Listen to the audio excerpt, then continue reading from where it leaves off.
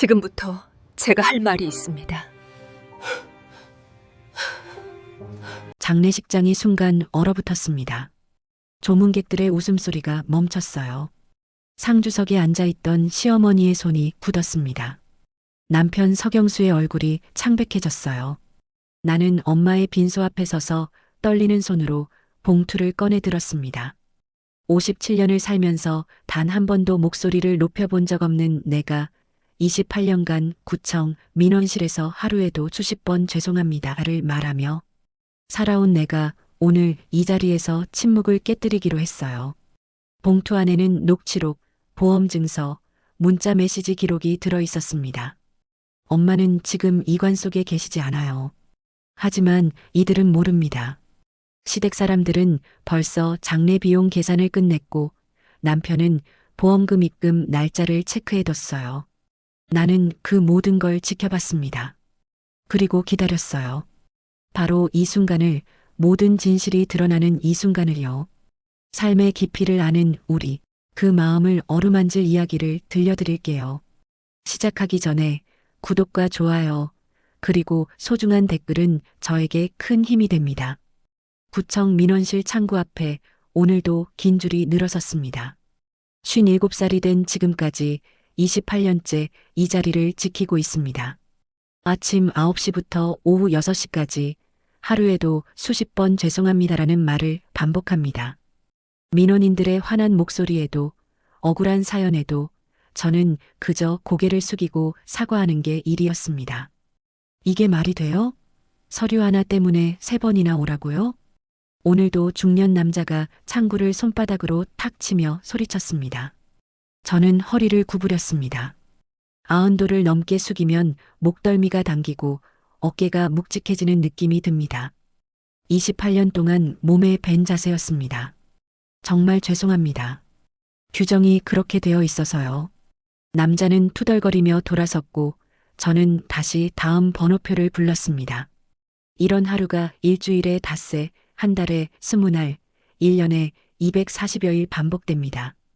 집에 가면 또 다른 사과가 기다리고 있었습니다. 핸드폰에서 알림이 울렸습니다. 시댁 단체 채팅방이었습니다. 시누이가 사진을 올렸습니다.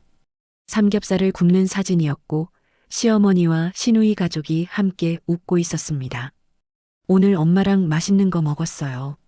우리 엄마 너무 좋아하셨어요. 시아주버니가 엄지 이모티콘을 보냈습니다. 시동생도 박수 이모티콘을 보냈습니다. 저는 그 대화를 스크롤하며 내려갔습니다. 누구도 제게 연락하지 않았고 저도 따로 연락받지 못했습니다. 이런 일이 한두 번이 아니었습니다. 명절 약속도 생일 모임도 늘 시댁 식구들끼리 먼저 정해놓고 나중에 통보하듯 말했습니다. 언니는 바쁘실 테니까 우리끼리 먼저 정했어요. 그렇게 말하지만 정작 제 의견을 물어본 적은 한 번도 없었습니다.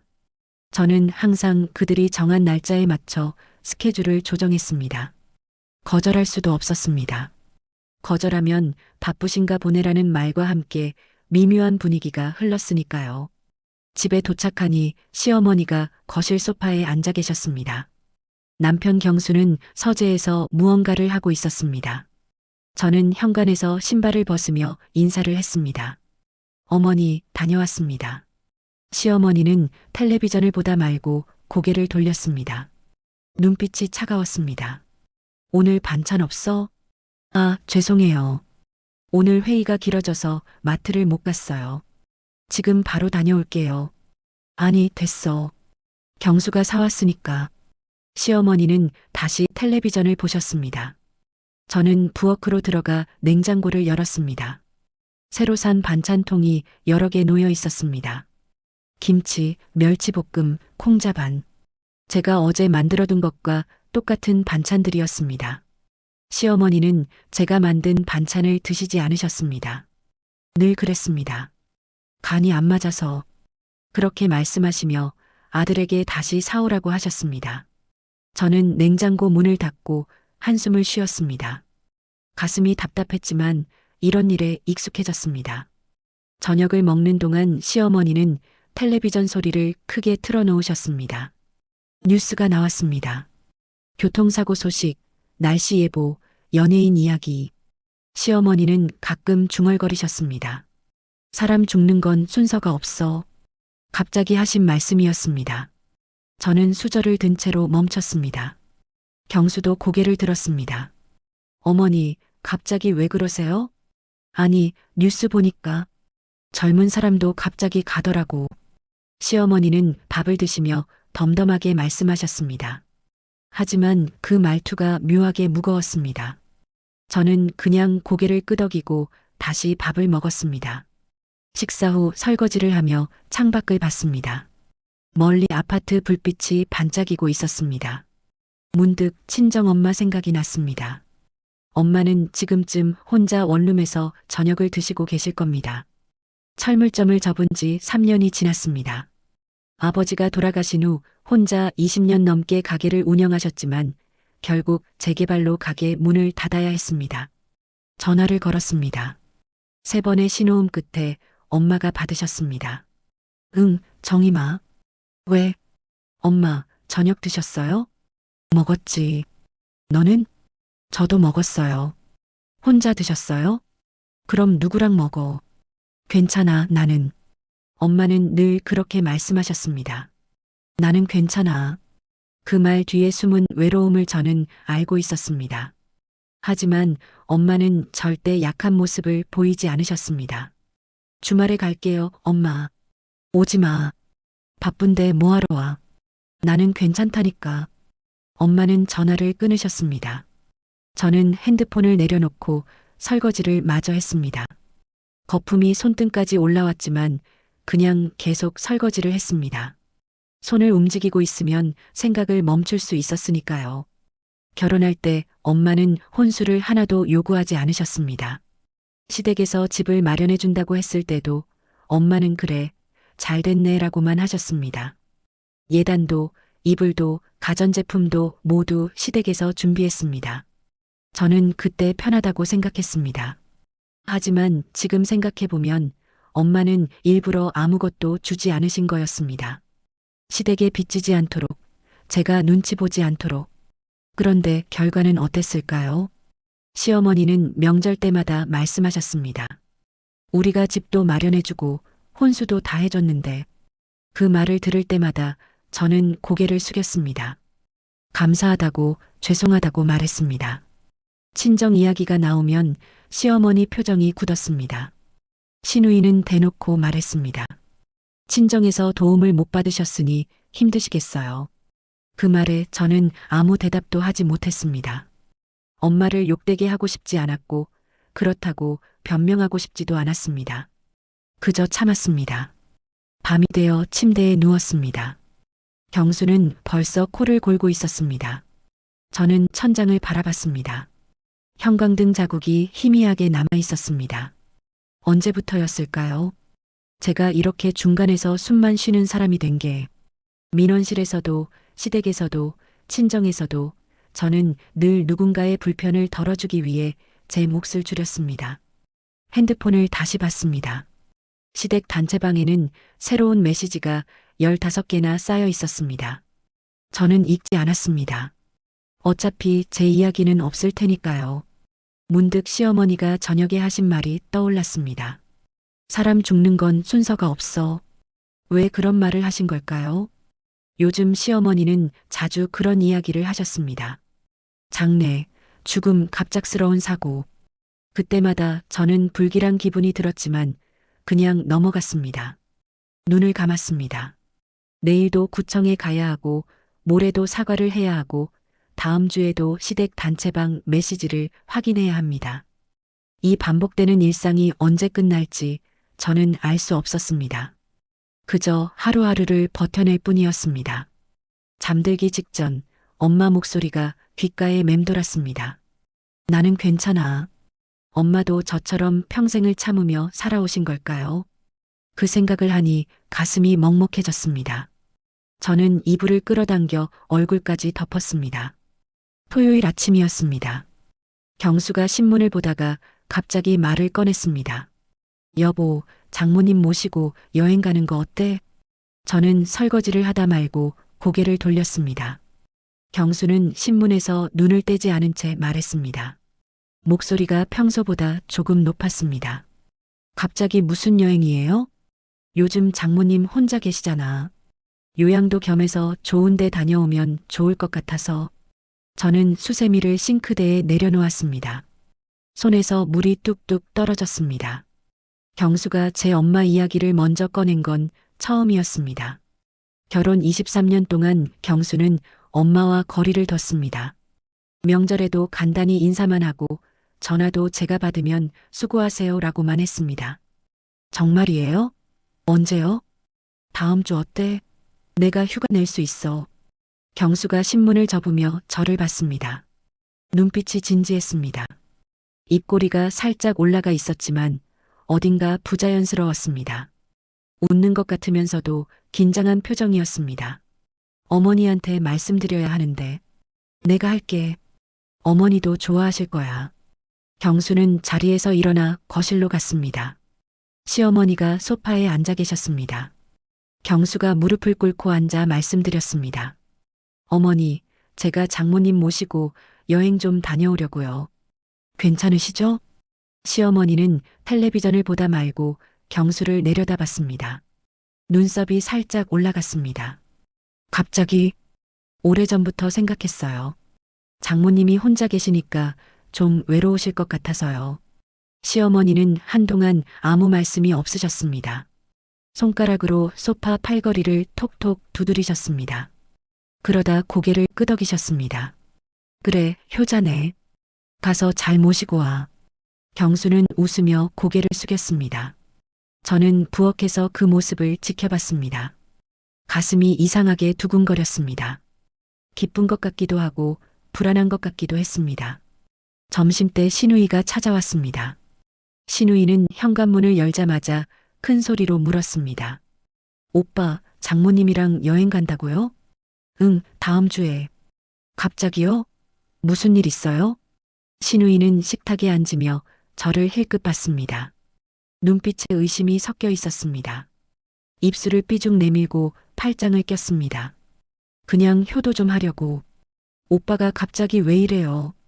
예전엔 장모님 전화도 잘 안 받았잖아요. 신우이의 말에 저는 숨이 턱 막혔습니다. 경수는 웃으며 손을 저었습니다. 그게 미안해서 이번에 잘해드리려고. 신우이는 콧방귀를 뀌듯 코를 킁 하고 소리냈습니다. 그리고 핸드폰을 만지작거렸습니다. 분위기가 묘하게 무거웠습니다. 저녁에 엄마께 전화를 드렸습니다. 여행 이야기를 꺼냈습니다. 엄마, 다음 주에 우리랑 여행 가실래요? 여행? 갑자기 무슨 여행이야? 경수가 제안했어요. 엄마 요양도 시킬 겸해서요. 엄마는 한참 동안 말이 없으셨습니다. 숨소리만 들렸습니다. 싫어. 난 안 가. 엄마, 좋은 데 가요. 온천도 있고. 복순아, 나는 괜찮다니까.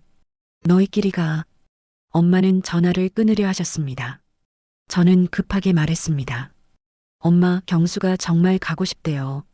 한 번만요. 사위가 왜 갑자기 그래?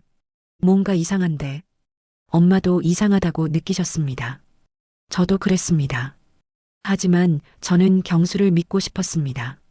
다음 날 경수가 직접 엄마께 전화를 드렸습니다. 저는 옆에서 들었습니다. 장모님, 저 경수입니다. 그동안 잘 모시지 못해서 죄송해요. 이번에 제가 좋은 데 모시고 가고 싶습니다. 경수의 목소리가 평소와 달랐습니다. 너무 공손했고 너무 간절했습니다.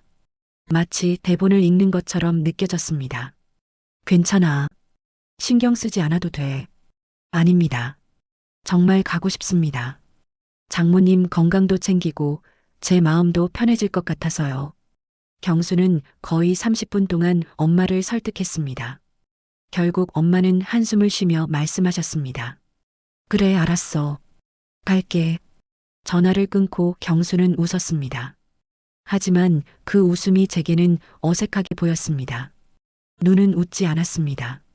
경수는 여행 계획을 꼼꼼하게 짰습니다. 저녁마다 노트북을 펴고 숙소를 검색했습니다. 지도를 출력해서 동선을 그렸습니다. 심지어 날씨까지 확인했습니다. 여기 온천 리조트 어때? 장모님이 좋아하실 것 같은데. 좋네요. 식사는 여기서 하고 산책은 이 코스로 가면 될 것 같아. 경수는 펜으로 지도에 선을 그었습니다. 손끝이 미세하게 떨리고 있었습니다. 저는 그 떨림을 봤습니다. 화요일 저녁이었습니다. 경수가 서류 몇 장을 꺼냈습니다. 여보, 이것 좀 봐줘. 뭐예요? 여행자 보험이야. 혹시 모르니까. 저는 서류를 받아들었습니다. 보험 가입 신청서였습니다. 보험금이 5천만 원이라고 적혀 있었습니다. 가입자 이름 칸에는 엄마 이름이 적혀 있었습니다. 이게 왜 필요해요? 여행 갔다가 다치면 안 되잖아. 장모님 연세도 있으시고. 경수의 말은 맞았습니다. 하지만 뭔가 찝찝했습니다. 보험금이 너무 컸습니다. 5천만 원이나 해요? 요즘 병원비가 비싸잖아. 이 정도는 들어야 해. 경수는 펜을 제게 건넸습니다. 저는 펜을 받았지만 서명하지 않았습니다. 제가 엄마한테 물어볼게요. 아니야, 내가 할게. 장모님 도장도 내가 받아올게. 경수가 서류를 도로 가져갔습니다. 너무 급하게 가져가는 바람에 종이 모서리가 제 손가락을 스쳤습니다. 따끔했습니다. 그날 밤 잠이 오지 않았습니다. 천장을 바라보며 생각했습니다. 경수가 이상했습니다.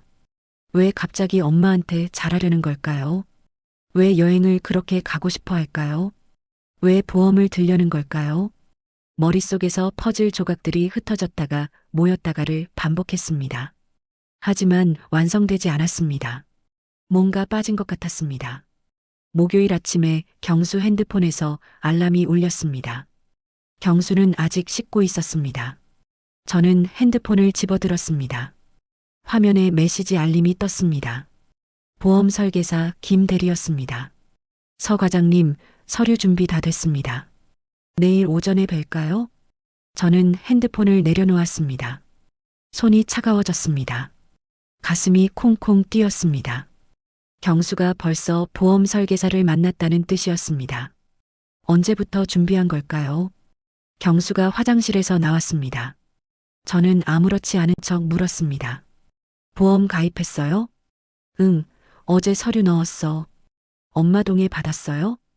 당연하지. 어제 장모님 댁 갔다 왔어. 경수는 넥타이를 매며 웃었습니다. 하지만 그 웃음이 제게는 무섭게 느껴졌습니다. 저는 그날 점심시간에 엄마께 전화를 드렸습니다. 엄마, 어제 경수 갔다 왔어요? 응, 왔더라. 보험 서류 가지고. 사인했어요? 했지. 여행 가려면 필요하다길래. 엄마는 아무렇지 않게 말씀하셨습니다. 저는 입술을 깨물었습니다. 엄마는 모르고 계셨습니다. 이 보험이 얼마나 큰 돈인지, 왜 경수가 이렇게 서두르는지. 저는 전화를 끊고 한참을 멍하니 앉아 있었습니다. 민원실 창구 앞에 사람들이 줄을 섰지만 저는 그들이 보이지 않았습니다. 귀에서 웅웅 소리가 났습니다. 퇴근 후 집에 돌아왔습니다. 경수는 거실에서 여행 가방을 꺼내고 있었습니다. 시어머니는 주방에서 무언가를 하고 계셨습니다. 정임아, 너 준비물 챙겨놨어? 경수가 밝게 물었습니다. 저는 고개를 끄덕였습니다. 경수의 얼굴을 똑바로 쳐다봤습니다. 남편의 눈동자가 흔들렸습니다. 그는 시선을 피했습니다.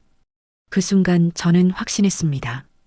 이 여행이 단순한 효도가 아니라는 것을, 경수가 무언가를 숨기고 있다는 것을. 하지만 무엇을 숨기는지는 알 수 없었습니다. 저는 방으로 들어가 침대에 앉았습니다. 손이 떨렸습니다. 착한 마음일 수도 있는데 왜 이렇게 불안할까? 스스로에게 되뇌었지만 불안은 사라지지 않았습니다. 오히려 점점 더 커졌습니다. 창밖을 봤습니다. 해가 지고 있었습니다. 붉은 노을이 아파트를 물들였습니다. 저는 그 노을을 보며 생각했습니다. 일주일 후면 여행을 떠납니다. 그때 무슨 일이 벌어질까요? 제 불안이 기우이기를 바랐습니다. 하지만 가슴속 깊은 곳에서는 이미 알고 있었습니다. 뭔가 잘못되고 있다는 것을. 토요일 아침 경수가 먼저 나갔습니다. 회사 일이 있다며 8시에 집을 나섰습니다. 시어머니도 시누이 집에 가신다며 외출하셨습니다. 저는 혼자 남았습니다. 설거지를 하다가 문득 생각났습니다. 오늘 마트에 장을 보러 가야 하는데 제 차가 정비소에 있었습니다. 경수 차를 써야 했습니다. 경수에게 전화를 걸었습니다. 여보, 차 좀 써도 돼요? 응, 열쇠 현관 신발장 위에 뒀어. 전화를 끊고 열쇠를 찾았습니다. 지하 주차장으로 내려가 경수 차에 올라탔습니다. 시동을 걸고 핸들을 잡았습니다. 백미러를 조정하려는데 룸미러에 작은 카메라가 보였습니다. 블랙박스였습니다. 마트로 가는 길은 순조로웠습니다. 장을 보고 돌아오는 길에 신호등에 멈춰 섰습니다. 옆 차선에서 접촉사고가 났습니다. 두 운전자가 차에서 내려 언성을 높였습니다. 저는 그 모습을 보며 생각했습니다. 블랙박스가 있으면 저런 때 유용하겠구나. 집에 도착해 짐을 내리고 나서 문득 궁금해졌습니다. 경수가 운전할 때 어떤지, 혹시 저한테 말 안 한 사고라도 있었는지 그냥 궁금했습니다. 이상한 의심은 아니었습니다. 다시 차에 올라탔습니다. 블랙박스 화면을 켰습니다. 메뉴를 눌러 저장된 영상 목록을 확인했습니다. 최근 일주일치 영상이 쭉 나열되어 있었습니다. 그런데 이상했습니다. 3일 전 영상이 없었습니다. 12월 26일 오전 10시부터 오후 3시까지 4시간 분량이 완전히 비어 있었습니다. 삭제된 흔적이 남아 있었습니다. 손가락이 화면 위에서 멈췄습니다. 왜 삭제했을까요? 경수는 블랙박스를 거의 확인하지 않는 사람이었습니다. 그런 사람이 왜 특정 시간대 영상을 지웠을까요? 심장이 두근거렸습니다. 저는 차에서 내려 집으로 올라왔습니다. 거실 소파에 앉아 생각을 정리했습니다. 12월 26일은 목요일이었습니다. 경수가 엄마 댁에 보험 서류를 가지고 간 날이었습니다. 서랍을 뒤져 달력을 꺼냈습니다. 경수의 일정을 확인했습니다. 그날 경수는 오전에 회사에 있었습니다. 점심시간에 외출했다고 문자를 보냈습니다. 그리고 오후 2시쯤 엄마 댁에 갔다고 했습니다. 블랙박스 삭제 시간과 딱 맞아떨어졌습니다. 경수는 엄마 댁에 가는 길을 지운 겁니다. 왜 그랬을까요? 엄마 댁에 가는 게 뭐가 문제일까요? 저는 핸드폰을 들고 엄마께 전화했습니다. 엄마, 목요일에 경수가 몇 시에 왔었어요? 2시 반쯤 왔던 것 같은데. 왜? 아니에요, 그냥요. 오래 있었어요? 한 30분? 서류 주고 설명하고 갔어. 다른 데는 안 갔어요? 엄마 댁 오기 전에? 그건 어떻게 알아? 너 왜 이래, 정임아. 무슨 일 있어? 엄마 목소리에 걱정이 묻어났습니다. 저는 괜찮다고 말하고 전화를 끊었습니다. 책상 앞에 앉아 수첩을 꺼냈습니다. 시간표를 그렸습니다. 경수가 회사를 나선 시각, 엄마 댁에 도착한 시각, 중간에 2시간 반이 비어 있었습니다. 회사에서 엄마 댁까지는 차로 40분이면 충분했습니다. 나머지 1시간 50분 동안 경수는 어디에 있었을까요? 저는 경수 책상 서랍을 열었습니다. 손이 떨렸습니다. 이러면 안 되는 걸 알았지만 멈출 수 없었습니다. 서랍 안에는 영수증, 명함, 볼펜이 가득했습니다. 제일 아래 서랍을 열었습니다. 서류 파일이 몇 개 있었습니다. 하나씩 꺼내 확인했습니다. 회사 서류, 아파트 관리비 고지서, 카드 명세서, 그리고 봉투 하나가 눈에 띄었습니다. 보험사 로고가 찍힌 봉투였습니다. 열어봤습니다. 안에 서류가 들어 있었습니다. 보험 약관이었습니다. 계약자 이름은 엄마였습니다. 수익자는 경수였습니다. 숨이 막혔습니다. 보험금은 5천만 원. 사망 시 지급. 그 문구가 눈에 박혔습니다. 손이 덜덜 떨렸습니다. 서류를 다시 봉투에 넣고 서랍에 넣었습니다. 자리에서 일어나려는데 다리에 힘이 없었습니다. 주저앉았습니다. 머릿속이 복잡했습니다. 여러 가지 생각이 동시에 떠올랐습니다. 경수의 갑작스러운 효도, 여행 계획, 보험 가입, 삭제된 블랙박스, 그리고 수익자가 경수라는 사실. 퍼즐 조각들이 맞춰지기 시작했습니다. 하지만 믿고 싶지 않았습니다. 23년을 함께 산 남편이 그럴 리 없다고, 제가 오해하고 있는 거라고 스스로를 설득했습니다. 핸드폰을 들었습니다. 포털 사이트를 열어 검색했습니다. 보험 사기, 여행 사고, 보험금 살인. 기사들이 쏟아졌습니다. 산에서 추락 사고로 위장한 사건, 바다에서 익사한 것처럼 꾸민 사건, 교통사고를 가장한 사건. 저는 핸드폰을 내려놓았습니다. 손으로 얼굴을 감쌌습니다. 눈물이 났습니다. 하지만 소리내어 울 수 없었습니다. 시어머니나 경수가 돌아올지 몰랐으니까요. 화장실로 갔습니다. 문을 잠그고 변기 뚜껑을 닫고 앉았습니다. 휴지로 눈물을 닦았습니다. 거울을 봤습니다. 거울 속 제 얼굴이 낯설었습니다. 57회 동안 살아온 얼굴이 마치 다른 사람 같았습니다. 엄마 얼굴이 떠올랐습니다. 78살 엄마. 철물점을 접고 혼자 원룸에서 사시는 엄마. 항상 나는 괜찮다고 말씀하시는 엄마. 그 엄마가 위험에 처해 있었습니다. 저는 일어섰습니다. 세면대에 물을 틀고 얼굴을 씻었습니다. 차가운 물이 뺨을 타고 흘렀습니다. 거울을 다시 봤습니다. 이번에는 제 눈을 똑바로 쳐다봤습니다. 이건 우연이 아니야. 스스로에게 말했습니다. 목소리가 떨렸지만 단호했습니다. 거실로 나와 소파에 앉았습니다. 생각을 정리했습니다. 지금 당장 경수에게 물어볼 수는 없었습니다. 물어봤다가 경수가 발뺌하거나 계획을 바꿔버리면 증거를 잡을 수 없었습니다. 엄마한테 말씀드려도 안 됐습니다. 엄마는 당장 경수를 찾아가 따질 뿐이었습니다. 저는 혼자 움직여야 했습니다. 조용히, 조심스럽게, 확실하게 수첩을 꺼내 메모를 시작했습니다. 블랙박스 삭제 일자, 보험 가입 날짜, 여행 일정, 보험금 액수, 수익자 이름. 하나씩 적어 내려갔습니다. 그리고 마지막 줄에 적었습니다. 여행 중 사고 유도 가능성. 그 글자를 보는 순간 온몸이 얼어붙었습니다. 제 남편이 제 엄마를 죽이려 할지도 모른다는 생각. 그 생각만으로도 숨이 막혔습니다. 하지만 저는 눈물을 닦고 일어섰습니다. 더 이상 당하기만 하는 사람이 아니었습니다. 28년 동안 구청에서, 23년 동안 시댁에서, 57회 동안 인생에서 저는 늘 참고 견뎠습니다. 하지만 이번만큼은 달랐습니다. 엄마를 지켜야 했습니다. 그러려면 증거가 필요했습니다. 확실한 증거. 저녁 6시에 경수가 돌아왔습니다. 현관문을 열며 밝게 말했습니다. 다녀왔어. 저는 부엌에서 저녁을 준비하며 대답했습니다. 고생했어요. 목소리가 평소와 다르지 않도록 신경 썼습니다. 경수는 거실로 가서 소파에 앉았습니다. 저는 그의 뒷모습을 봤습니다. 23년 동안 본 남편의 등. 오늘따라 그 등이 낯설게 느껴졌습니다. 저녁을 먹으며 경수가 물었습니다. 여보, 내일 장모님 댁 가서 짐 확인해야 하는데 같이 갈래? 좋아요. 저는 웃으며 대답했습니다.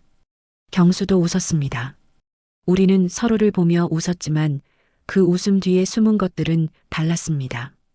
그날 밤 저는 잠들지 못했습니다. 옆에서 경수가 코를 골았습니다. 저는 천장을 보며 계획을 세웠습니다. 내일부터 경수를 관찰해야 했습니다. 모든 행동을, 모든 말을, 모든 만남을 기록해야 했습니다. 증거를 모아야 했습니다. 그래야 엄마를 구할 수 있었습니다. 그래야 제가 살 수 있었습니다. 새벽 3시, 저는 침대에서 일어나 거실로 나갔습니다. 경수의 가방을 조심스럽게 열었습니다. 안에서 수첩을 꺼냈습니다. 페이지를 넘겼습니다. 여행 일정이 빼곡하게 적혀 있었습니다. 그리고 마지막 페이지에 이상한 메모가 있었습니다. 12시 전망대. 그게 뭘 의미하는지 몰랐습니다. 하지만 중요해 보였습니다. 저는 핸드폰으로 사진을 찍었습니다. 수첩을 제자리에 넣고 가방을 닫았습니다. 다시 침대로 돌아왔습니다. 경수는 여전히 자고 있었습니다. 저는 그를 바라봤습니다. 한때 사랑했던 사람. 한때 믿었던 사람, 이제는 두려운 사람. 눈을 감았습니다. 하지만 잠은 오지 않았습니다. 일요일 오전 10시 경수와 함께 엄마 댁으로 향했습니다. 차 안은 조용했습니다. 경수는 운전대를 잡은 채 라디오만 켰습니다. 저는 창밖을 보며 어젯밤 찍어둔 사진을 다시 확인했습니다. 12시 전망대. 그 메모가 계속 머릿속을 맴돌았습니다. 엄마가 사는 원룸 건물 앞에 도착했습니다. 3층짜리 낡은 건물이었습니다. 페인트가 벗겨진 외벽, 녹슨 계단 난간. 엄마는 이곳에서 3년째 살고 계셨습니다. 초인종을 누르자 엄마가 문을 열어주셨습니다. 머리를 단정하게 빗으신 모습이었습니다. 하지만 얼굴에는 피곤함이 역력했습니다. 왔구나, 정임아. 사위도 왔네. 안녕하세요, 장모님. 여행짐 챙기러 왔습니다. 경수가 공손하게 인사했습니다. 엄마는 고개를 끄덕이시며 우리를 안으로 들였습니다. 원룸은 10평 남짓했습니다. 부엌, 거실, 침실이 한 공간에 있었습니다. 창문 옆에는 작은 식탁이 놓여 있었고 벽에는 낡은 옷장이 서 있었습니다. 철물점을 운영하실 때는 2층짜리 주택에 사셨는데 지금은 이렇게 좁은 곳에 계셨습니다. 장모님, 짐은 제가 챙겨드릴게요. 편하게 앉아 계세요. 경수가 말했습니다. 엄마는 손을 내저으셨습니다. 아니야, 내가 할게. 정임아, 너 엄마랑 잠깐 나가자. 엄마는 제 손을 잡고 밖으로 나가셨습니다. 계단을 내려가 건물 뒤편 작은 공터로 갔습니다. 거기엔 벤치 하나가 놓여 있었습니다. 엄마, 무슨 일이에요? 정임아, 너 요즘 표정이 안 좋아. 무슨 일 있지? 엄마는 제 얼굴을 들여다보셨습니다. 엄마 눈빛은 여전히 날카로웠습니다. 제가 뭔가 숨기는 걸 눈치채신 겁니다. 아니에요. 그냥 피곤해서요. 거짓말. 엄마가 너 낳아서 키웠는데 모를 것 같아? 사위한테 무슨 일 있어? 엄마는 단도직입적으로 물으셨습니다. 저는 입술을 깨물었습니다. 말해야 할까요? 말지 말아야 할까요?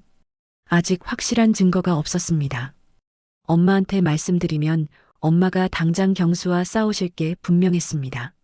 엄마, 여행 가기 싫으시면 안 가셔도 돼요. 왜? 사위가 이상해? 아니에요, 그냥. 엄마가 불편하실까 봐요.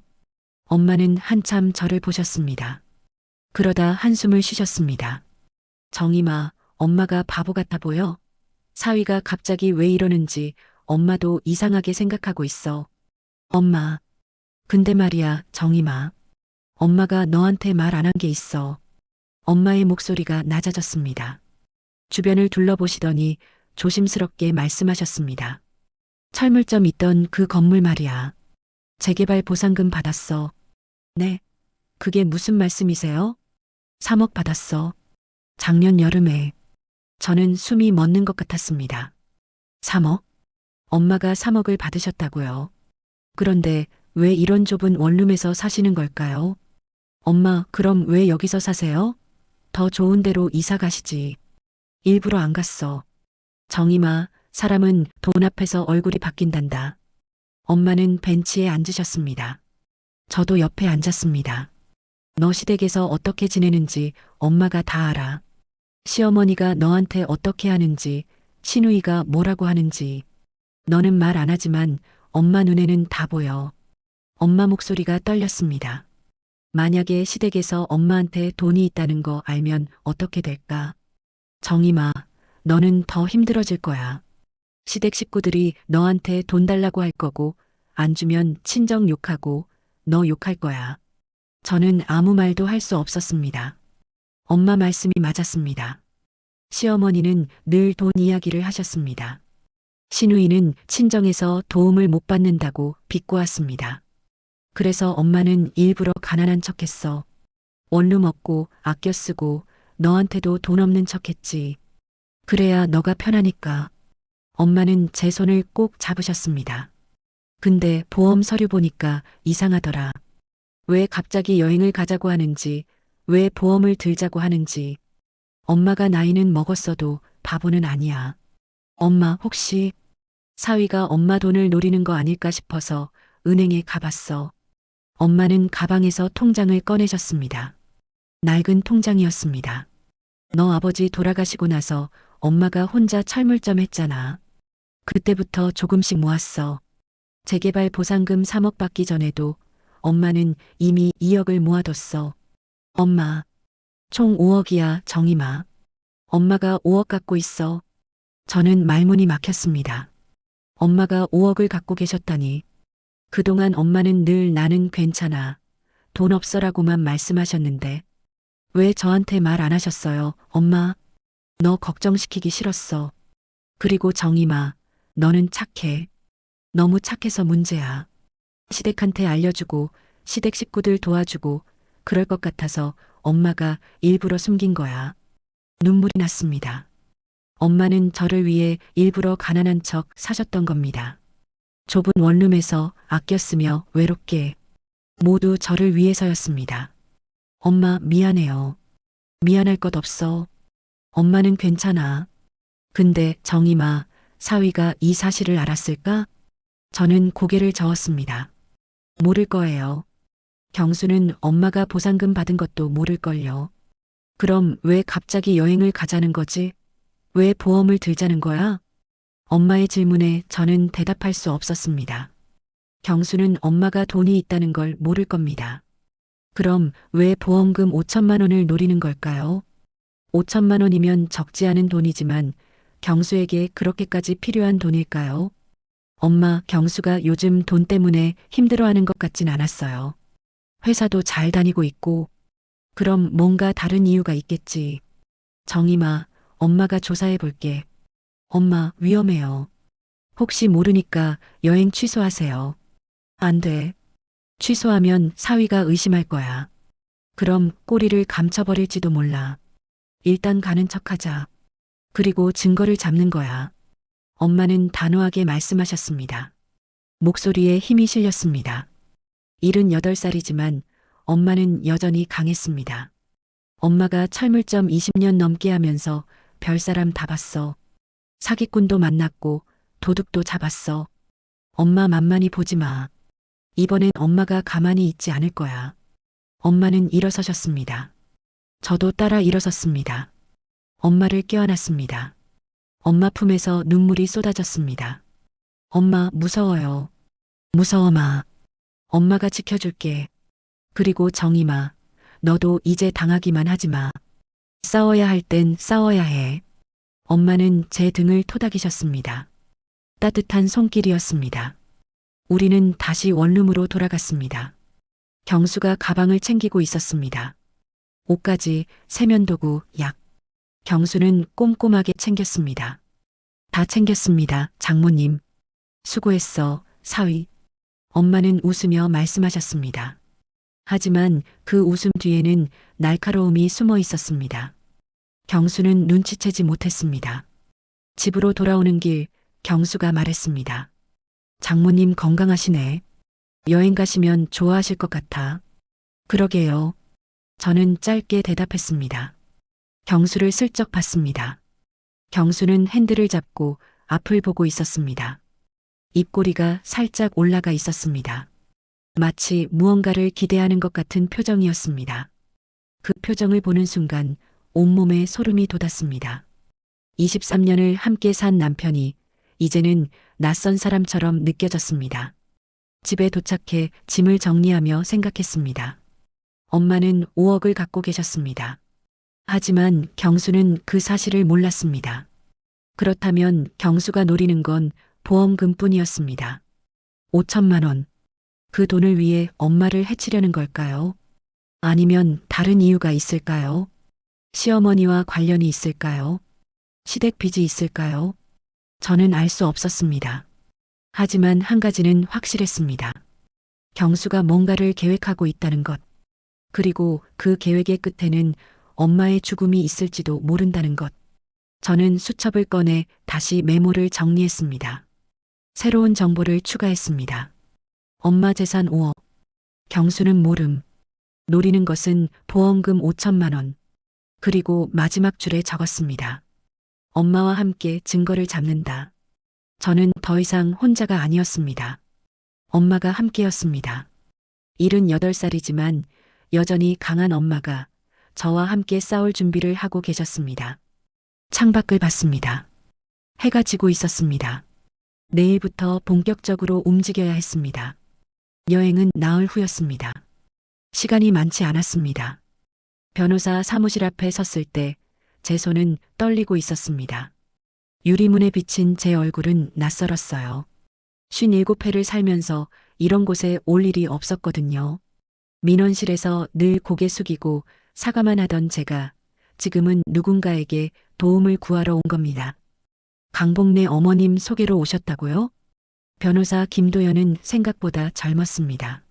36쯤 되어 보이는 그는 안경 너머로 저를 차분하게 바라봤어요. 엄마가 어떻게 이런 변호사를 알고 있었는지 궁금했지만 지금은 그게 중요하지 않았습니다. 네, 제가 윤정임이라고 합니다. 목소리가 갈라졌습니다. 변호사는 물 한 잔을 건네주더니 천천히 말했어요. 어머님께 대략적인 상황은 들었습니다. 하지만 제가 직접 확인해야 할 것들이 있어요. 편하게 말씀해 주세요. 저는 가방에서 준비해온 것들을 꺼냈습니다.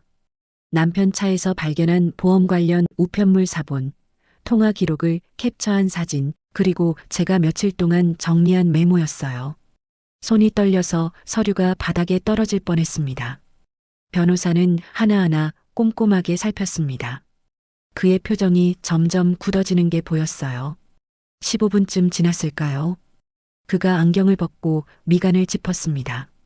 보험 가입 시기와 여행 계획 시점이 거의 일치하네요.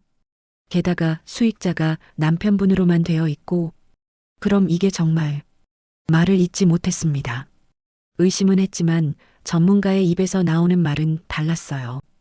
현실이 되는 느낌이었습니다. 단정하기엔 이르지만 정황상 충분히 의심할 만합니다.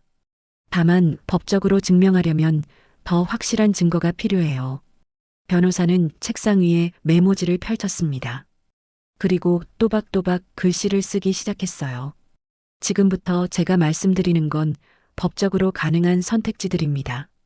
첫째, 당장 경찰에 신고하는 방법. 하지만 아직 실제 피해가 발생하지 않았기 때문에 수사가 제대로 이뤄질지는 미지수예요. 제 가슴이 철렁 내려앉았습니다. 그럼 어떡하란 말인가요?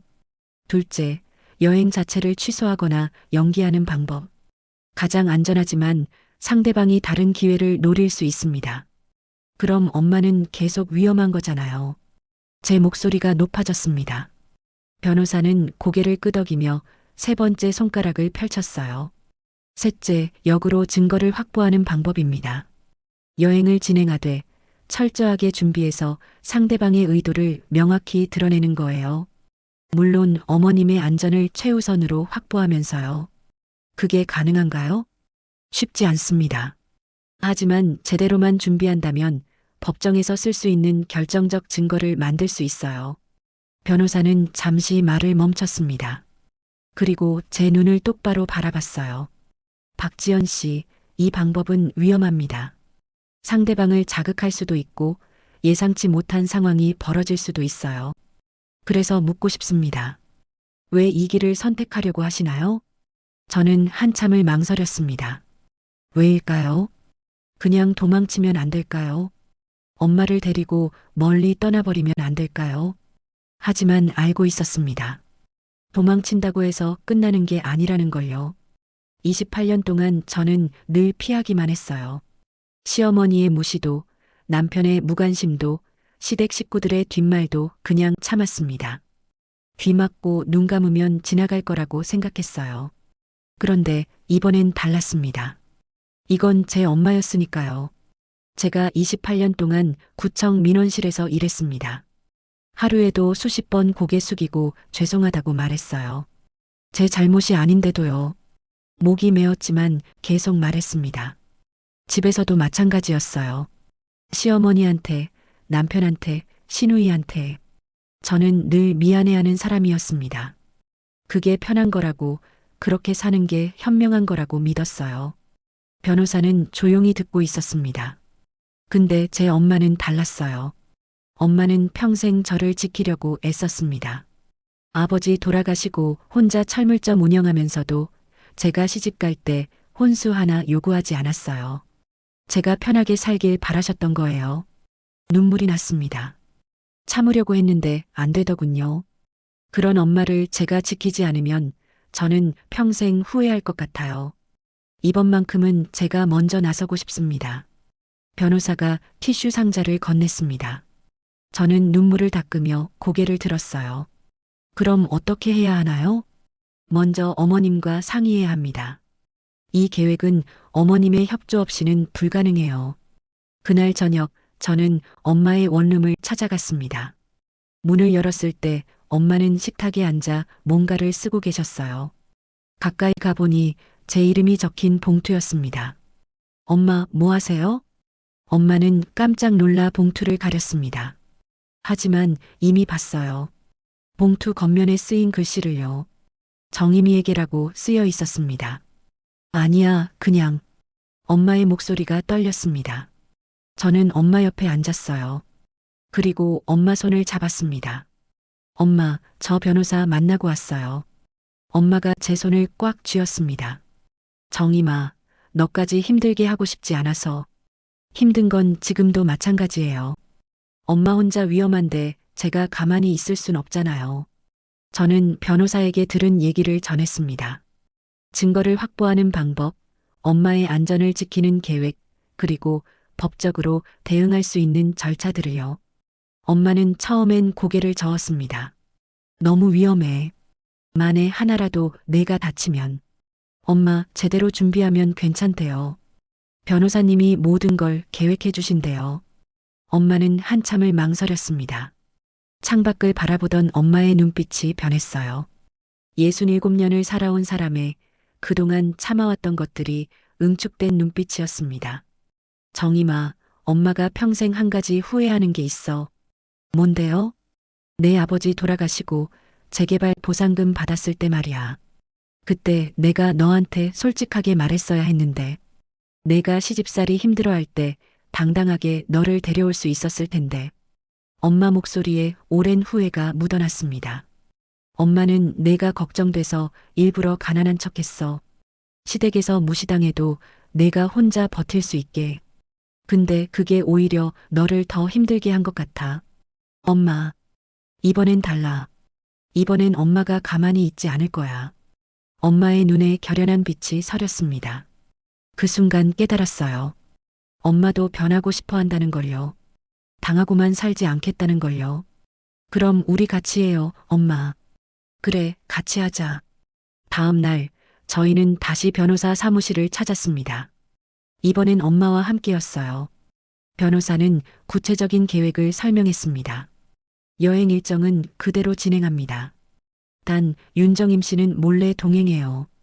호텔 근처에 머물면서 수시로 어머님 상태를 확인하는 겁니다. 남편이 눈치채면 어떡해요? 그래서 명분이 필요합니다.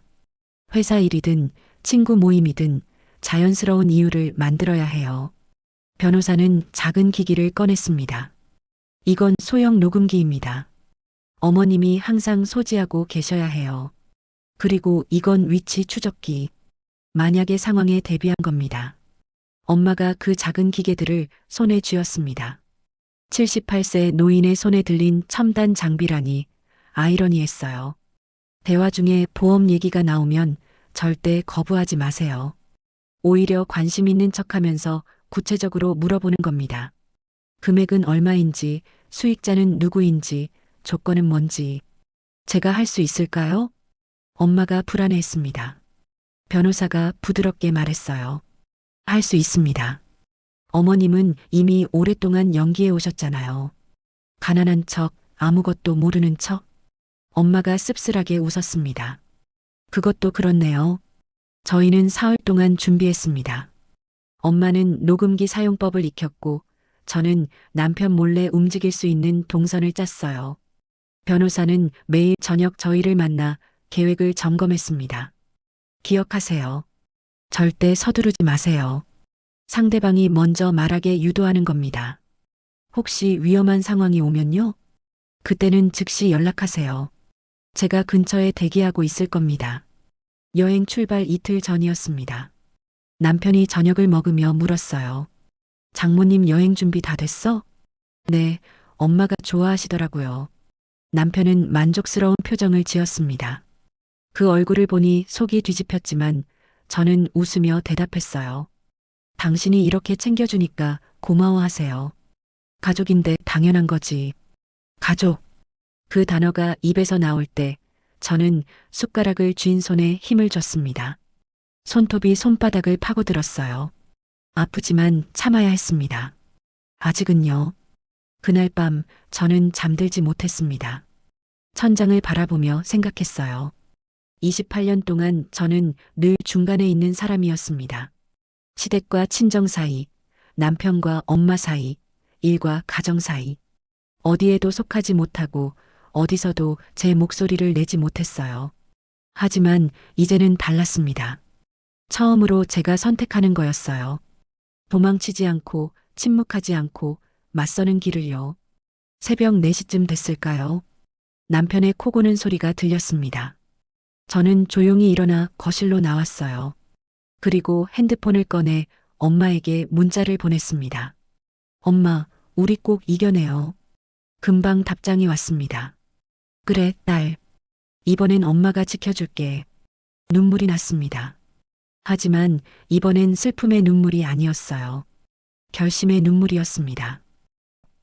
장례 준비는 생각보다 빨리 시작되었습니다. 경수는 그 다음 날부터 이상할 정도로 부지런하게 움직였어요. 아직 엄마는 건강하게 살아계신데 벌써 장례식장 리스트를 뽑아놓고 있었죠. 거실 소파에 앉아 노트북을 펼쳐놓은 그의 모습을 보면서 저는 손톱이 파고드는 걸 느꼈습니다. 주먹을 꽉 쥐지 않으면 비명을 지를 것만 같았어요. 여보, 이거 봐. 여기가 제일 괜찮은 것 같은데.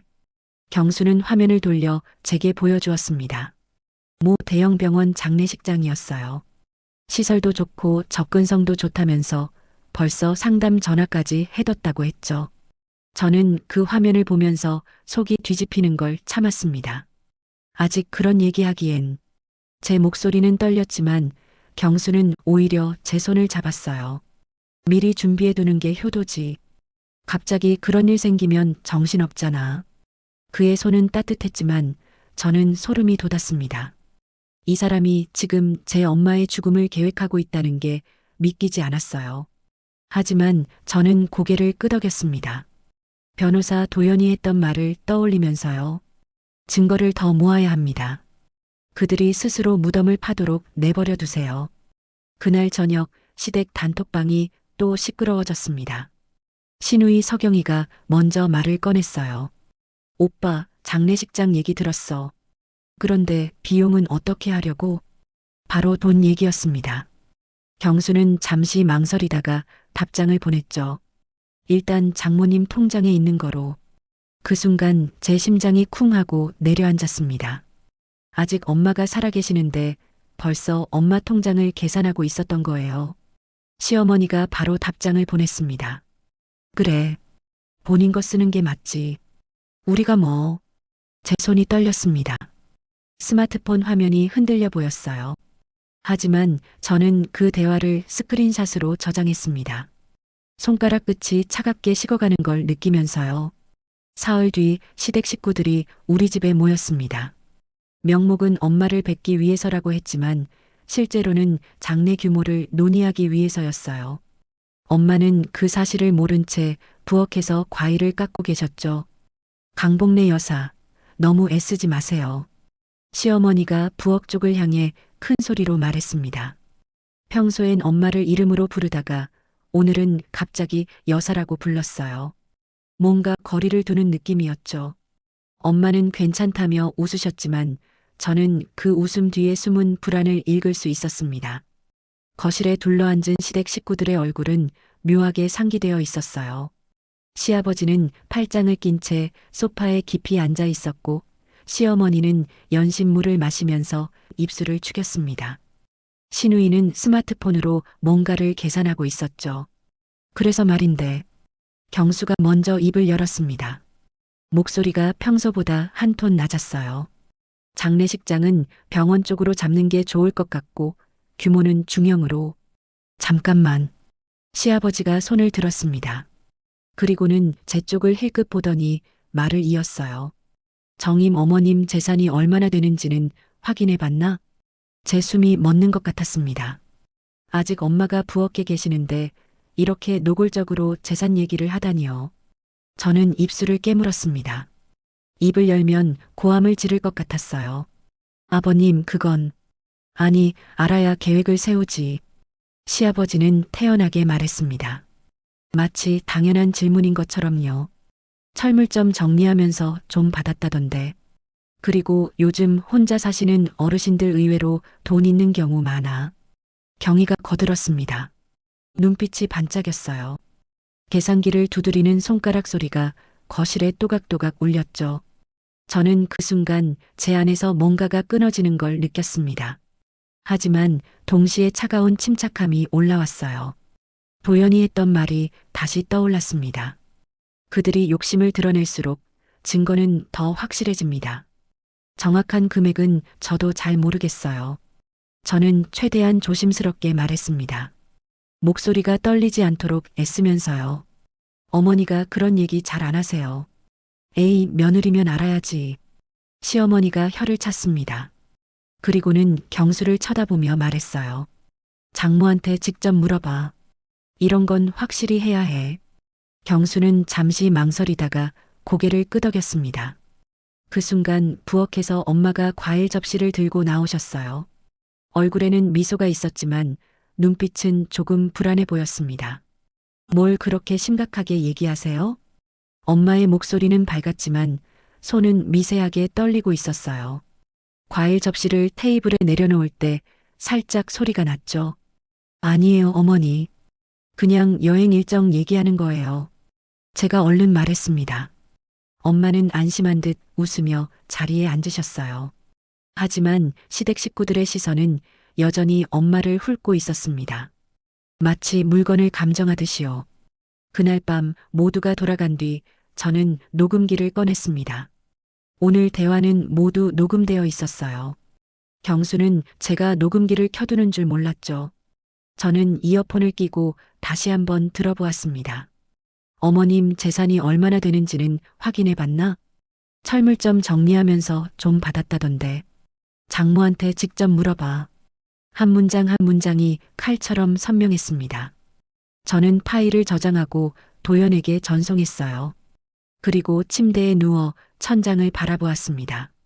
제 옆에서는 경수가 코를 골며 자고 있었어요. 28년을 함께 산 사람이었죠. 아이를 낳고 밥을 먹고 텔레비전을 보던 사람. 그런데 이 사람이 지금 제 엄마를 죽이려 하고 있었습니다. 눈물이 나올 것 같았지만 저는 꾹 참았어요. 울면 안 됐습니다. 지금은 무너질 때가 아니었으니까요. 다음 날 아침 경수가 갑자기 말했습니다. 여보, 장모님 보험 수익자가 누구로 되어 있어? 저는 식탁에서 국을 뜨던 손을 멈췄습니다. 숟가락이 그릇에 부딪히는 소리가 크게 울렸어요. 왜요? 아니, 그냥 궁금해서. 혹시 우리 이름으로 바꿔드릴까 해서. 경수의 목소리는 너무나 자연스러웠습니다. 마치 날씨 얘기를 하듯이요. 저는 그제야 깨달았어요. 이 사람은 죄책감이 없다는 걸요. 제 이름으로 되어 있을 거예요. 저는 거짓말을 했습니다. 사실 엄마의 보험 수익자는 아직 엄마 본인으로 되어 있었거든요. 하지만 경수가 그걸 알면 안 됐습니다. 그래, 그럼 됐네. 경수는 만족스럽게 고개를 끄덕이고는 밥을 먹기 시작했어요. 저는 그 모습을 보면서 숟가락을 들었습니다. 밥알이 목구멍으로 넘어가지 않았지만 꾸역꾸역 삼켰죠. 점심시간 저는 구청 화장실 개인 칸에 숨어서 도연에게 전화를 걸었습니다. 지금 굉장히 급하게 움직이고 있어요.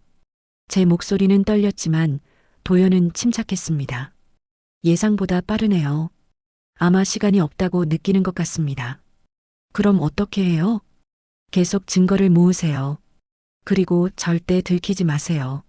지금은 정임 씨가 아무것도 모르는 척하는 게 가장 중요합니다. 전화를 끊고 나서 저는 거울을 보았습니다. 거울 속의 제 얼굴은 창백했어요. 눈 밑에는 다크서클이 짙게 깔려 있었고 입술은 바싹 말라 있었죠.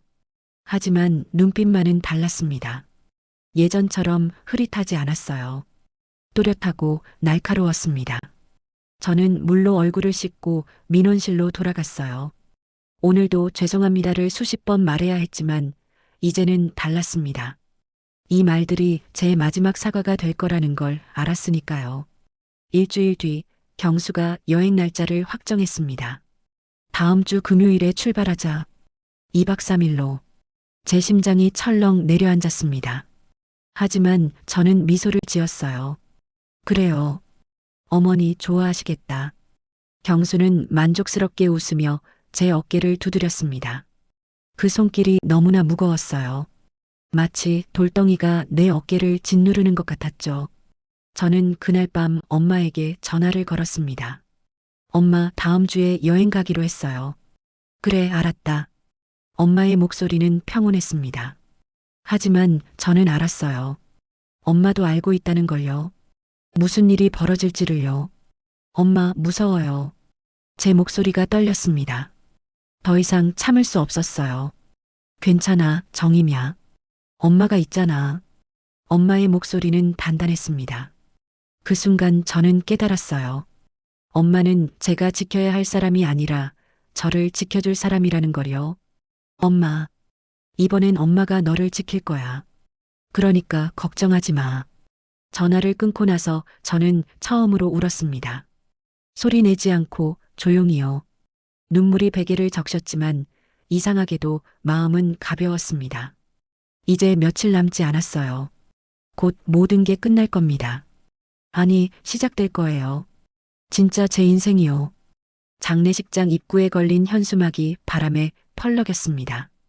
고인 강복래 여사 빈소. 검은 글씨가 햇빛 아래 선명하게 빛났어요. 저는 그 글자를 보면서 숨을 크게 들이마셨습니다. 심장이 너무 빨리 뛰어서 가슴이 아플 지경이었죠. 엄마는 제 옆에 서 계셨습니다. 살아있는 엄마가요. 떨지 마, 정임아. 엄마가 제 손을 꼭 잡았어요. 엄마의 손은 따뜻했습니다. 저는 그 온기를 느끼며 고개를 끄덕였죠. 준비됐어요, 엄마. 우리는 함께 장례식장 안으로 들어갔습니다. 복도는 차가운 대리석으로 되어 있었고 어디선가 향 냄새가 풍겨왔어요. 발소리가 텅텅 울렸습니다. 빈소 앞에 도착했을 때 저는 잠시 발을 멈췄어요. 문 너머로 사람들의 웃음소리가 들렸습니다. 장례식장이 맞나 싶을 정도로 시끄러웠어요. 시댁 식구들의 목소리가 특히 컸죠. 이야, 생각보다 좋은 자리네. 그러니까 병원 바로 옆이라 편하고. 경희의 목소리였습니다. 저는 주먹을 꽉 쥐었어요. 손톱이 손바닥을 파고들었지만 아프지 않았습니다. 문을 열고 들어가자 모두의 시선이 저를 향했어요. 빈소는 생각보다 넓었습니다. 한쪽 벽면에는 영정 사진이 걸려 있었고 그 앞에는 국화꽃이 가득했죠. 하지만 영정 사진 속 사람은 엄마가 아니었어요. 경수가 임시로 준비한 다른 사진이었습니다. 시댁 식구들은 소파에 편하게 앉아 과일을 먹고 있었어요. 시아버지는 다리를 꼬고 앉아 텔레비전을 보고 있었고 시어머니는 경희와 뭔가를 속닥거리고 있었습니다. 왔어? 경수가 저를 보며 일어섰어요. 얼굴에는 미소가 있었지만 눈빛은 어딘가 들떠 있었습니다. 저는 그 눈빛을 똑바로 바라보았어요. 네. 제 목소리는 평온했습니다. 연습한 대로였죠. 장모님은 어디 계셔? 경수가 주변을 둘러보며 물었어요. 당연히 엄마가 없을 거라 생각했겠죠. 하지만 바로 그때 엄마가 제 뒤에서 걸어 나왔습니다. 빈소 안의 공기가 순식간에 얼어붙었어요. 내가 여기 있는데 무슨 장례식을 하는 거니? 엄마의 목소리는 차분했습니다. 하지만 그 차분함 속에는 단단한 힘이 있었어요. 시댁 식구들의 얼굴이 하얗게 질렸습니다. 장모님? 경수가 뒷걸음질을 쳤어요. 손에 들고 있던 물컵이 떨어져 바닥에서 깨졌습니다. 깡그랑 소리가 빈소 안에 울렸죠. 이게 무슨... 시아버지가 벌떡 일어섰습니다. 얼굴이 불그락푸르락 했어요. 장모님, 지금 무슨 장난을... 장난? 엄마가 한 걸음 앞으로 나섰습니다. 그리고는 영정 사진을 가리켰어요. 내 장례식을 미리 준비해 놓고 장난이라는 게 누구 장난이니? 시어머니가 소파에서 일어났어요. 얼굴은 창백했지만 여전히 따지려 들었죠. 아니, 우리가 무슨... 이건 오해예요, 어머님. 오해? 제가 한 걸음 앞으로 나섰습니다. 가방에서 서류 봉투를 꺼내 테이블 위에 던졌어요. 서류들이 와르르 쏟아졌습니다. 이것도 오해인가요? 보험 증서, 통화 기록, 문자 메시지, 녹음 파일 목록. 모든 증거가 그들 앞에 펼쳐졌어요. 경수의 얼굴이 흙빛으로 변했습니다. 이건 설명해 보세요.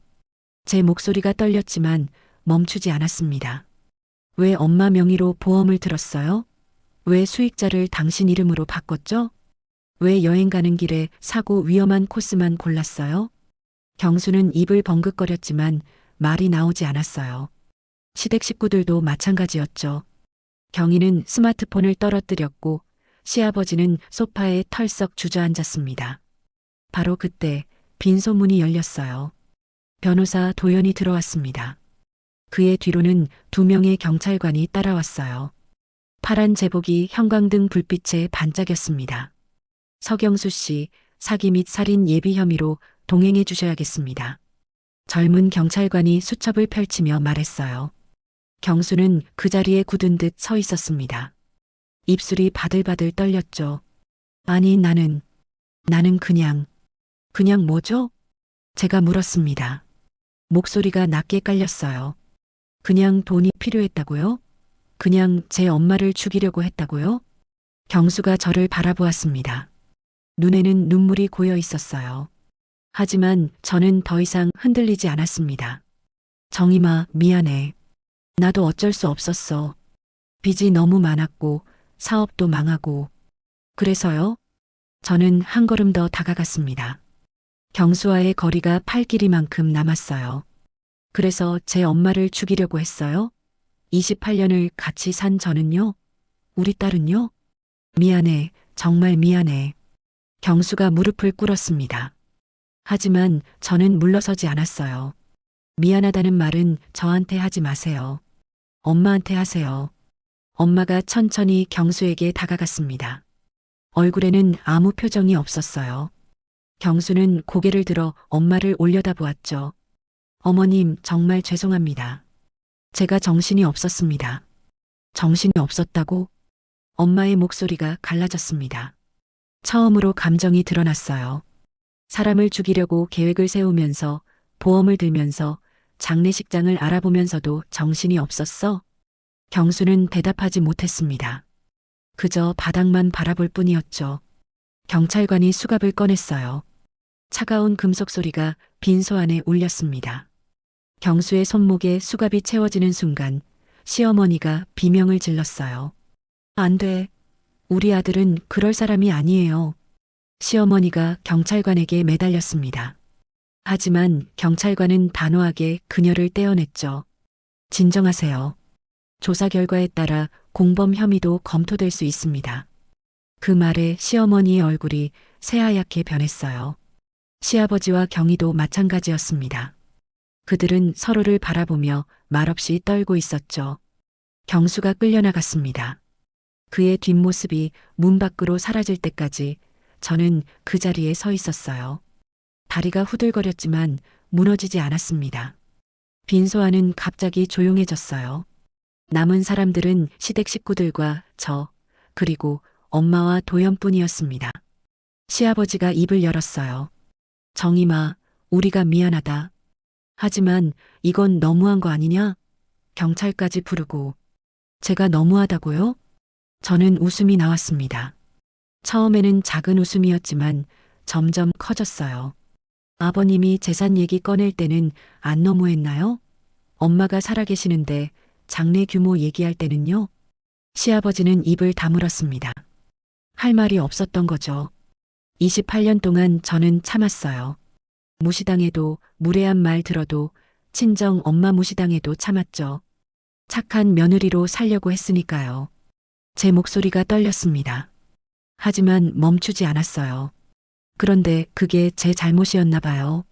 참으니까 더 무시하고 더 함부로 대하고 결국엔 제 엄마까지 노렸잖아요. 시어머니가 소파에 털썩 주저앉았어요. 얼굴을 손으로 가리고 흐느꼈습니다. 하지만 저는 동정심이 들지 않았어요. 나가주세요. 다시는 저희 엄마 앞에 나타나지 마세요. 제 말에 시댁 식구들은 비틀거리며 일어났습니다. 아무도 저를 쳐다보지 못했어요. 그들이 빈소를 나갈 때 등이 한없이 작아 보였습니다. 문이 닫혔어요. 빈소 안에는 저와 엄마 그리고 도연만 남았습니다. 긴장이 풀리자 다리에 힘이 빠졌어요. 저는 소파에 주저앉았습니다. 끝났어요, 엄마. 제 목소리가 떨렸어요. 엄마가 제 옆에 앉으며 등을 쓰다듬어 주셨습니다. 그래, 다 끝났다. 엄마의 손길이 따뜻했어요. 저는 그제야 울음이 터졌습니다. 소리내어, 크게요. 28년 동안 참았던 눈물이 쏟아졌습니다. 아팠던 순간들, 외로웠던 시간들, 무시당했던 기억들이 눈물과 함께 흘러나왔어요. 엄마는 아무 말 없이 제 등을 쓰다듬어 주셨습니다. 그 품이 세상에서 가장 안전했어요. 한참을 운 뒤에야 저는 고개를 들었습니다. 빈소 안의 영정사진이 눈에 들어왔어요. 임시로 걸어둔 엄마가 아닌 다른 사람의 사진이요. 저 사진 내려야겠네요. 제가 말했어요. 엄마가 웃으셨습니다. 그래야지. 나는 아직 살아있는데. 우리는 함께 영정사진을 내렸습니다. 액자가 생각보다 무거웠지만 둘이 함께하니 어렵지 않았어요. 사진을 치우고 나니 빈소는 그냥 하얀 방이 되었습니다.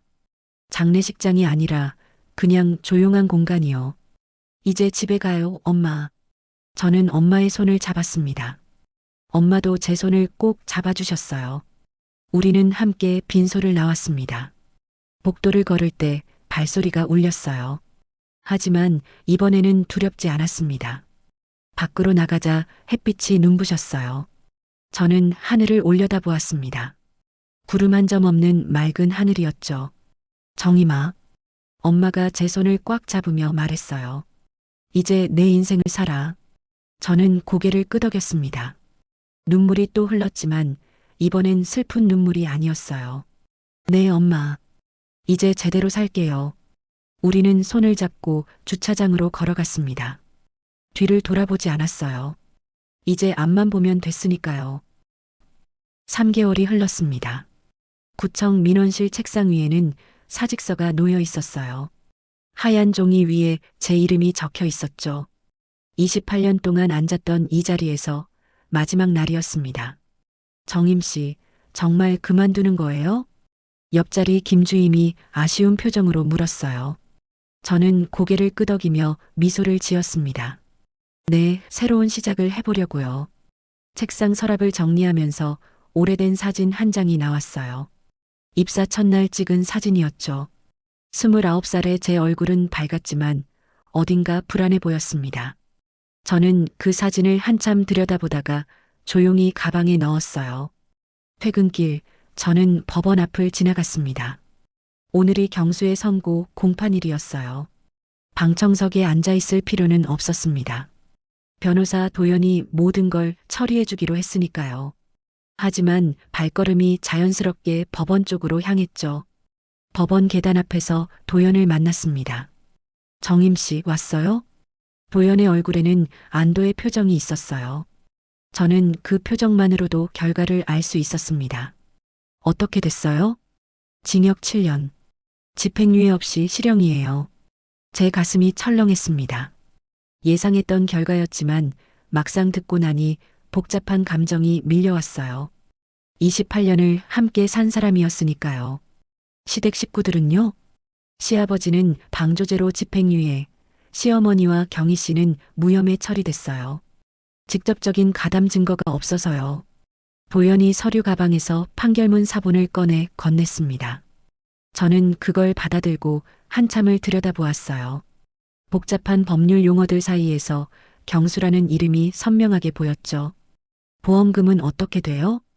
당연히 지급 거부됐어요. 보험사 측에서 사기 계약으로 판단했고 경수 씨가 낸 보험료만 일부 환급될 거예요. 저는 고개를 끄덕였습니다. 그리고 판결문을 가방에 넣었어요. 수고하셨어요, 변호사님. 정말 감사합니다. 아니에요. 정임 씨가 용기 있게 나서준 덕분이에요. 도연이 악수를 청했습니다. 저는 그의 손을 잡았어요. 따뜻하고 단단한 악수였죠. 집으로 가는 길, 저는 엄마의 원룸에 들렀습니다. 초인종을 누르자 곧 문이 열렸어요. 엄마는 앞치마를 두른 채 웃으며 저를 맞았습니다. 왔니? 마침 저녁 준비하는 중이었어. 엄마의 원룸은 예전보다 훨씬 밝아 보였어요. 창가에는 화분이 놓여 있었고 벽에는 엄마가 좋아하는 풍경 사진이 걸려 있었죠. 작지만 아늑한 공간이었습니다. 엄마, 오늘 판결 났어요. 식탁에 앉아 저는 판결문을 꺼내 보여드렸어요. 엄마는 안경을 쓰고 천천히 읽어 내려갔습니다. 표정은 담담했어요. 7년이면 긴 시간이네. 엄마가 안경을 벗으며 말했습니다. 목소리에는 안타까움이 묻어 있었어요. 엄마는 안타까워요? 제가 물었습니다. 엄마는 잠시 생각하더니 고개를 저었어요. 안타깝기보다는 허무하지. 사람이 그렇게까지 변할 수 있다는 게. 엄마가 주전자에서 차를 따라주셨습니다. 김이 모락모락 피어올랐어요. 너는 어때, 정임아? 후회되지 않니? 아니요. 저는 단호하게 대답했습니다.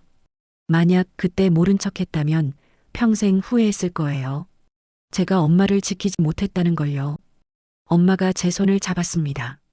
주름진 손이었지만 여전히 따뜻했어요. 고마워, 정임아. 엄마 덕분에 내가 고생했는데. 무슨 말씀이세요? 엄마가 저를 키워주셨잖아요. 우리는 한참 동안 손을 잡고 앉아 있었습니다. 창밖으로 석양이 지고 있었어요. 주황빛 햇살이 방 안을 물들였죠. 정임아, 너 이제 뭐 할 거니? 엄마가 조심스럽게 물었습니다. 저는 미소를 지었어요. 새로 시작하려고요. 하고 싶었던 일들이요. 사실 구체적인 계획은 아직 없었습니다. 하지만 이상하게 두렵지 않았어요.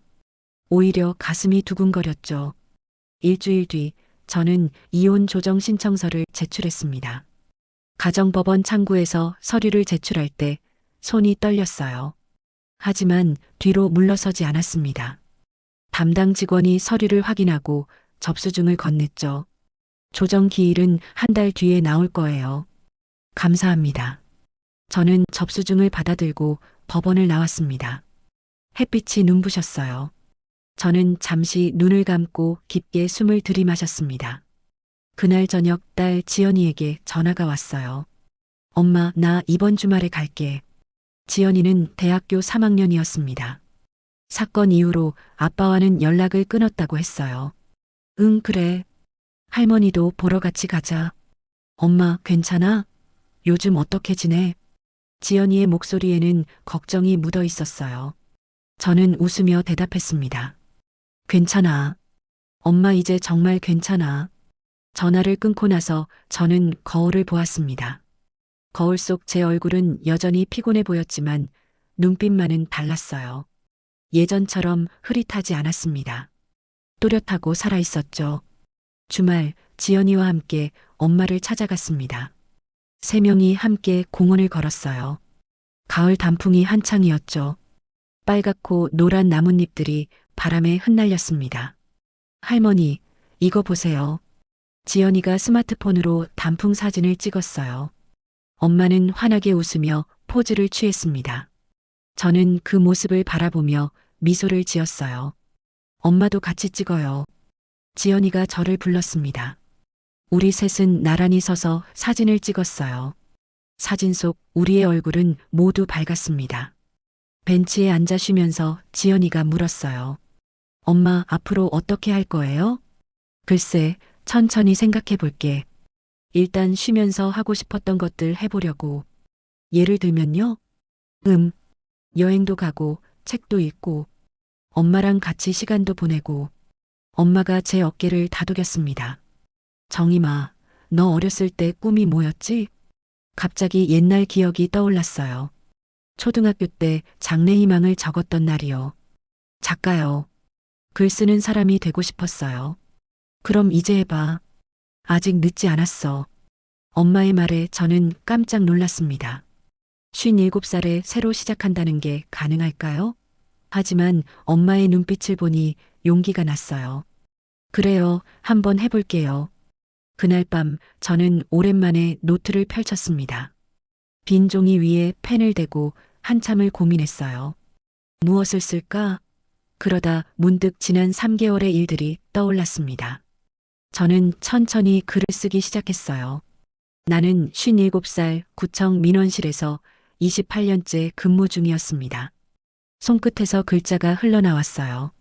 제 이야기가, 엄마의 이야기가, 우리의 이야기가 종이 위에 새겨졌죠. 한 달 뒤 이혼 조정이 성립되었습니다. 경수는 교도소에서 동의서를 보냈어요. 모든 재산을 포기하고 양육권도 포기한다는 내용이었죠. 조정 조서를 받아들 때 제 손은 떨리지 않았습니다. 법원을 나오는 길 저는 하늘을 올려다보았어요. 구름이 천천히 흘러가고 있었습니다. 바람이 불어와 머리카락을 흩날렸죠. 이제 정말 끝났네. 혼잣말처럼 중얼거렸지만 이상하게 끝이라는 느낌이 들지 않았어요. 오히려 시작 같았습니다. 스마트폰이 울렸어요. 엄마에게서 온 문자였습니다.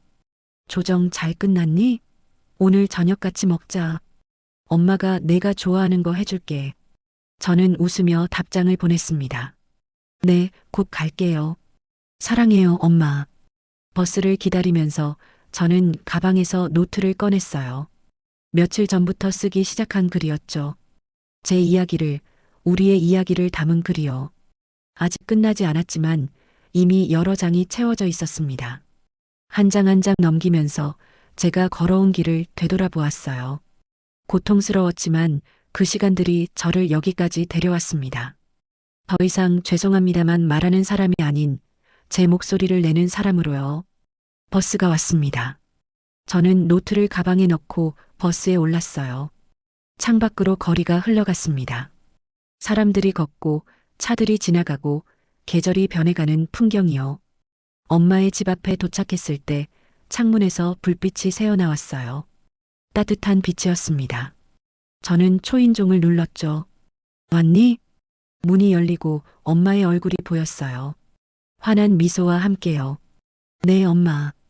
다녀왔어요. 저는 엄마를 꼭 안았습니다. 엄마의 품에서 익숙한 비누 냄새가 났어요. 어렸을 때부터 맡던 가장 안전한 냄새였죠. 수고했어, 우리 딸. 엄마가 제 등을 토닥였습니다. 그 순간 모든 게 괜찮다는 걸 알았어요. 이제 저는 더 이상 중간에서 숨만 쉬는 사람이 아니었습니다. 제 인생을 사는 사람이었죠. 그날 밤 엄마와 단둘이 식탁에 앉아 밥을 먹었어요. 엄마가 해준 된장찌개는 여전히 세상에서 가장 맛있었습니다. 정임아. 네, 엄마. 행복해라. 이제부터는. 엄마의 눈에 눈물이 맺혔어요. 하지만 슬픈 눈물은 아니었습니다. 네, 엄마. 저 이제 행복할 거예요. 약속해요. 우리는 마주보며 웃었습니다. 창밖으로는 첫눈이 내리기 시작했어요. 하얀 눈송이들이 조용히 내려앉았죠. 새로운 계절이 오고 있었습니다. 그리고 저의 새로운 인생도요. 이야기는 끝났지만 여운은 오래도록 마음에 남기를. 오늘도 함께 해주셔서 감사합니다. 구독과 좋아요, 그리고 여러분의 감상을 댓글로 남겨주시면 더 많은 이야기로 찾아오겠습니다.